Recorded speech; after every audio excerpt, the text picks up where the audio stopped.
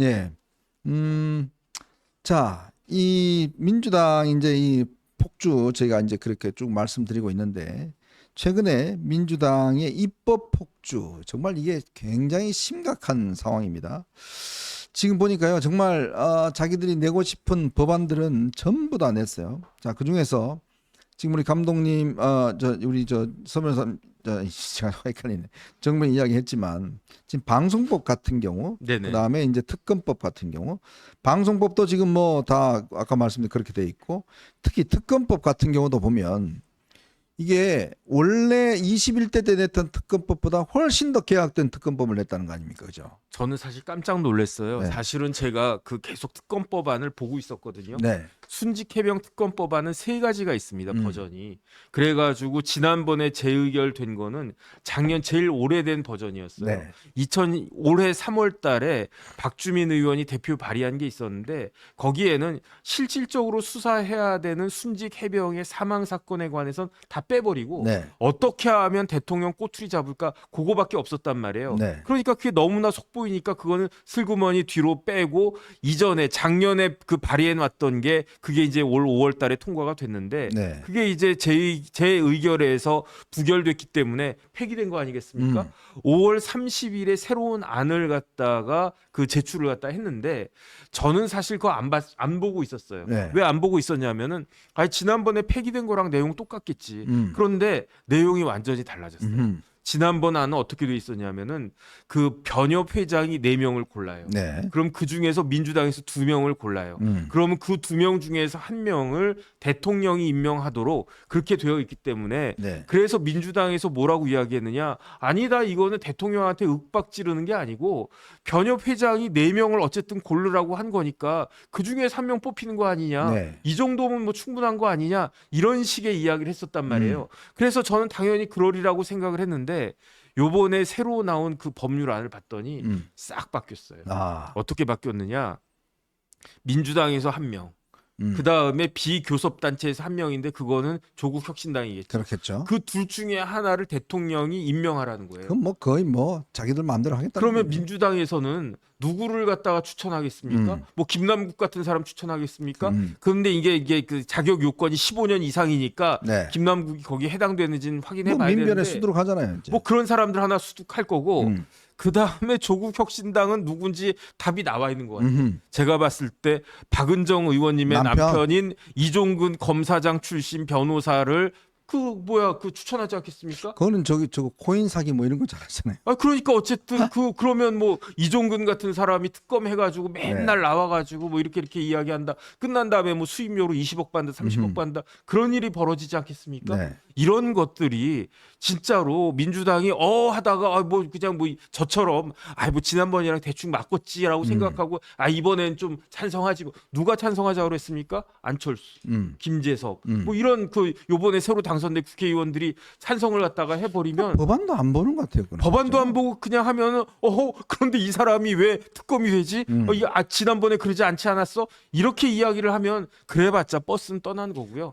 나라는 개판되는 겁니다. 그래서 이번에 한동훈 후보가 그 부분을 명확하게 해서 이제 특검법을 하자라고 이야기를 해서 오히려 그게 더 국민들이 아시게 된 저는 네네. 그런 계기가 된 것 같아요. 네네. 자, 거기에다 또 감사원법을 개정했어요. 이제 감사원에서 자기들이 스스로 감사를 할 수가 있습니다. 근데 감사원법을 개정을 해서 야당 추천위원이 낀 감사위원회 사전 등록이 없이는 승인이 없이는 아예 감사를 하지 못하도록, 그리고 감사도 중간 발표를 못하도록 이렇게 개정한 법을 냈고요. 또 이 월성원전 경제성 조작 뭐 이런 거 그동안 이 감사원에서 했지 않습니까? 이런 것들 다 막겠다는 이야기죠. 자, 여기 또 그리고 다수당이 민주당 주도로 열리는 이 국회 상임위에 증인으로 출석이 되면 출석을 강제할 수 있고 위증 시에 형사처벌되는 법안도 또 냈다고 합니다. 또 그리고요, 대통령의 그 거부권을 아예 제한하는 법안도 냈다는 거예요. 참 이거는 헌법에 있는 것인데 네네. 그걸 또 제한하는 법을 냈고, 또 거기다가 앞으로 총리나 장차관이 상임위에 출석하지 않고 중간에 자리를 뜨면 형사 처벌하는 불출석 처벌법도 만든다.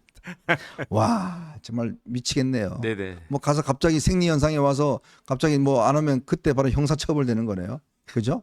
그런데 야, 아니 지금 법에 어떻게 돼 있냐면요. 그 국무위원과 차관은 그 대신 차관이나 정부위원들, 네, 국실장들을 보낼 수 있도록 법에 되어 있어요. 네, 그런데 그 법을 갖다가 아예 그 없애고 그다음에 새로운 조항을 신설해서 만약에 장관이 그렇게 뭐 안 오면은 처벌까지 한다. 그 이야기 아니겠습니까? 그러면 장관은 해외 순방 뭐 해외 출장도 못 가지고 못 가고 가죠. 아 그러면 뭐 지난번에 그 누구야? 그 도종환 그 장관 네, 인도 못 갔겠네. 맞아요. 그런 생각이 듭니다. 거기에다가요. 또 이 저 특정인을 처벌하는 수사 이게 의심이 들 경우에 판사가 영장을 기각해야 된다는 표적수사금지법 이것도 만듭니다. 그리고 검찰이 없는 죄를 만들어서 수사기관 무고죄 이걸 신설하고요. 법을 잘못 적용한 판검사에 대해서는 법 왜곡죄. 야, 표적수사금지법, 법 왜곡죄 이것까지도 만들겠다는 겁니다. 그러면 무서워서 판검사 못 해요. 아, 근데 사실은 구조적으로요. 아무리 양심적이고 뛰어난 사람도 실수할 수 있는 거잖아요. 네네. 실수할 수 있기 때문에 검사가 마음대로 벌을 줄 수 있는 게 아니고 검사는 기소하고 판사는 판결하라는 거거든요. 그렇죠. 이렇게 균형을 갖다 맞추는 거고 그다음에 1심 판사가 실수할 수 있으니까 오판할 수 있으니까 그러니까 항소심 있고 대법원 있는 겁니다. 네. 만약에 모든 재판이 검사가 그냥 아 이 사람 너 유죄야 그러면은 끝난다. 그러면 그런 법을 만들어도 뭐 할 말이 없어요. 네. 그다음에 모든 재판이 1심에서 끝난다. 판사가 딱딱딱 두드렸는데 그게 뭐 잘못됐다. 그럼 처벌받는다. 그러면 그러면은 그런 법이 만들어져도 할 말이 없을 수도 있겠는데 그런 위험이 있으니까 고등법원 두고 그런 위험이 있으니까 대법원 두고 그런 거 아니겠습니까? 네네. 그러면 그러면 고등법원과 대법원은 뭐가 필요한 것이냐? 어떻게 기본 중에 기본에 대해서도 생각하지 않고 그냥 생각나는 대로 이야기하고 생각나는 대로 입법하고 참 우리나라 수준이 이렇게 됐습니다. 자, 여러분 만약에 이런 법이요, 우리가 이 국민의힘이 100석 밑으로 내려갔다 그러면 대통령 거부권이 행사 못하게 됐다 그러면 어떻게 됐을까요? 야, 정말 아까 우리 정면에서 이야기했지만 끔찍한 세상이 벌어질 것 같습니다. 정말 이거는 나라가 완전히 그냥 망하는 걸로 가는 겁니다.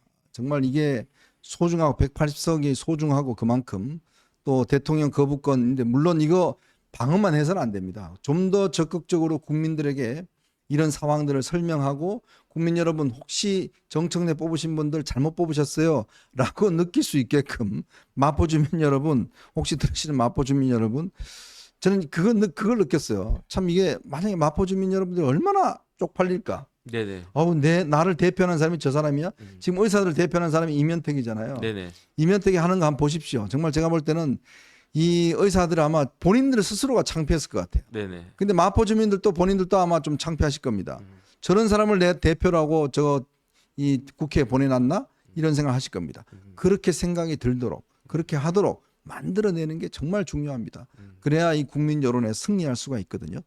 그렇기 때문에 저희가 이렇게 목청 높여서 이야기를 하고 있고 좀 쓸데없는 무슨 신조어만 좀 만들어내지 말고 국민들 좀 이렇게 호응받을 수 있는 행동들 국민들이 그래 맞아 라고 할 수 있는 좀 그런 행동들을 좀 하라 이겁니다. 네네. 지지율 좀 높이고 그래 해서 큰 소리 쳐야지 그렇게 하지도 않으면서 자꾸 그렇게 무슨 뭐 친윤이니 반윤이니 무슨 뭐 전윤이니 창윤이니 있다고 이야기 좀 하지 말고 제발 좀 국민들 이 여론조사 좀 조사 잘 나오게끔 좀 이쁜 짓 좀 해라.